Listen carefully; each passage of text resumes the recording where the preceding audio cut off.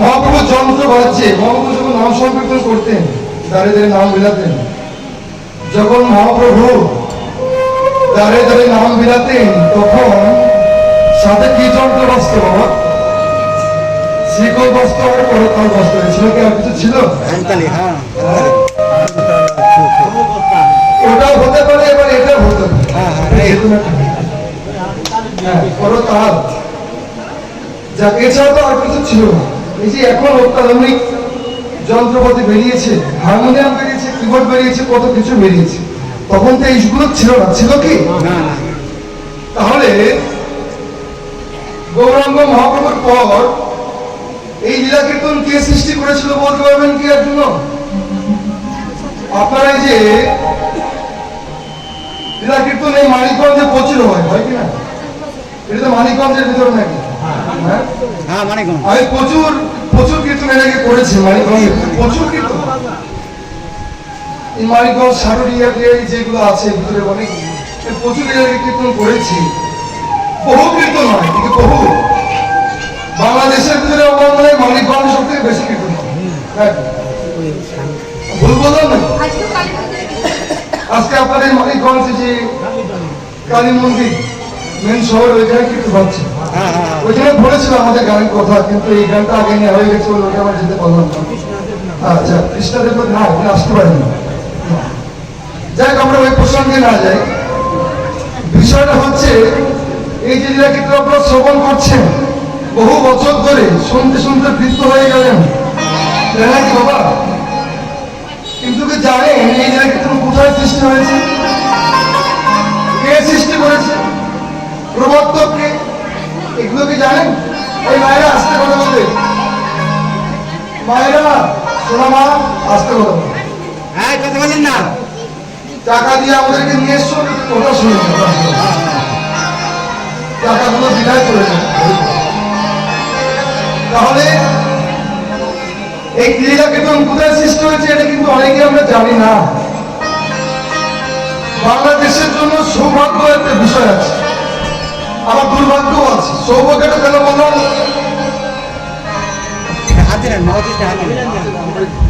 সমস্যা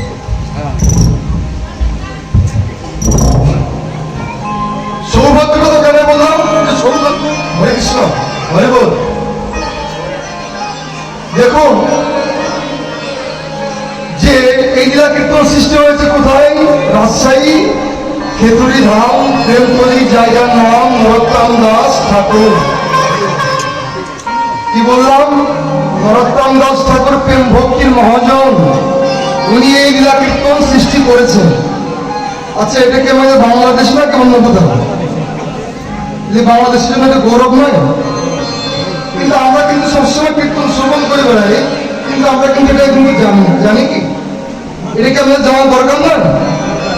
আর প্রেম ভক্তির মহাজন বললেন, প্রেমটা তো উনি এনেছিল, উনি তো এই কলিজীবকে দান করেছিলেন। নাহলে এই যে আমরা নয়ন জলে অশ্রু ভরিয়ে কাঁদি, কোথায় ছিল প্রেম? গৌরাঙ্গ মহাপ্রভু নরোত্তম দাস ঠাকুরকে প্রেম দিয়েছিল, সেই প্রেম আমরা আমাদের এই কলিজীবের ভিতরে আমাদেরকে দিয়ে গেছে। সেখানে কেউ গেছেন? হ্যাঁ গেছেন? কে কে গেছেন থেকে হাত তুলুন দেখি। কে কে গেছেন নরোত্তম দাস ঠাকুর? আমি জানি ও বাবা। আমরা মনে করি মনে হয় তীর্থস্থান দর্শন করতে গেলে ইন্ডিয়া যেতে হবে। বাবা, বাংলাদেশে বহু তীর্থস্থান আছে। গৌরাঙ্গ মহাপ্রভু এখানে ছিল না? গৌরাঙ্গ মহাপ্রভু বাংলাদেশে বহুবার এসছে কেন? তাহলে আমাদের কলিযুগের ভগবান হচ্ছে গৌরাঙ্গ মহাপ্রভু। তাহলে ওনার নির্দেশ নয় যে এখন যে লীলা কীর্তন হচ্ছে এটা হচ্ছে সাক্ষাৎ ভজন। সাক্ষাৎ ভজনটা কেন বললাম?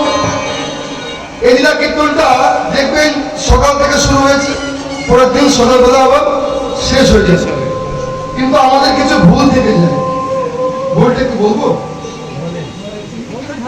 বলতে থাকবো? আচ্ছা, ঠিক।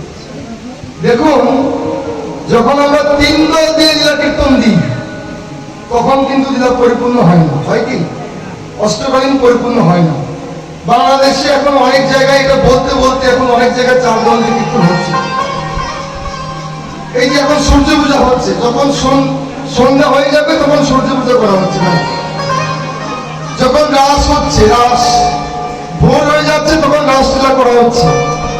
আচ্ছা, গোবিন্দ যখন বোটের থেকে গরু নিয়ে ফিরাচ্ছে তখন রাত 10টা বাজে। রাত 10টার সময় কি গোবিন্দ বোটের থেকে গরু নিয়ে ফিরেছিল? হ্যাঁ, এদিকে আমার জন্য পাপ হচ্ছে কি মঙ্গল হচ্ছে? হ্যাঁ, হরে কৃষ্ণ। যাই হোক, দেখুন লীলা কীর্তনটা হচ্ছে সাক্ষাৎ ভজন। এই ভজনের কিছু বিধিমার্গ আছে। কেমন? এই লীলা কীর্তন যখন রতন দাস ঠাকুর সৃষ্টি করেছিলেন তখন 108 খানা তাল সৃষ্টি করেছিলেন। কিসের তাল? শ্রীকোলের তাল। কি বললাম? 108 খানা শ্রীকোলের তাল সৃষ্টি করেছিলেন, যে এই তালের মাধ্যমে এই লীলা কীর্তনটা হবে। তাল কি আমরা বুঝি? বলুন তো, ওই গাছের তাল? হ্যাঁ, এই যে গাছে কিছুদিন পরে তাল হবে, ওই তাল? ওই তাল নয় বাবা। 108 খানা তাল হচ্ছে ব্রহ্ম। এই ব্রহ্ম বস্তুকে আমাদের ধারণ করে রাখতে হবে। এই ব্রহ্ম বস্তুর মাধ্যমে আমাদের লীলা কীর্তনটা করতে হবে। দেখুন, 108 খানা তালের ভিতরে প্রথম যে তাল সৃষ্টি হয়ে গেল, এই সৃষ্টি লগ্ন আমাদেরকে জানতে হবে, না হলে বাবা কীর্তন শ্রবণ করে কোনো লাভ নেই। আছে কি? প্রথম যে তালটা সৃষ্টি হয়েছিল সেই তালটার নাম হচ্ছে চঞ্চুপুর তাল। আপনারা বলতে পারেন এই চঞ্চুপুর তাল কোথায় লাগে, কোথায় ব্যবহার করতে হয়? আপনারা গান না ভজপতি তো বাবা শ্রী গৌর হরি ওখান থেকে গান করেন কিনা? আপনারা ভোগ মহোৎসব যান না? হ্যাঁ, ভোগ মহোৎসবে গান করেন না? ভজপতি তো বাবা শ্রী গৌর হরি। যাই হোক, ঠিক আছে। এখন যে তালটা আপনারা শ্রবণ করছেন এটা হচ্ছে সোমতাল 28 মাত্রা।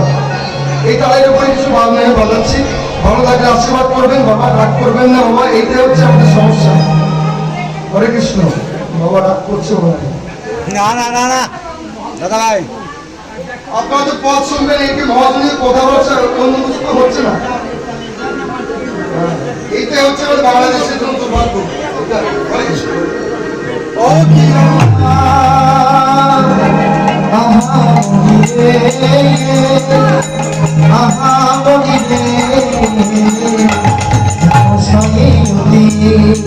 Oh,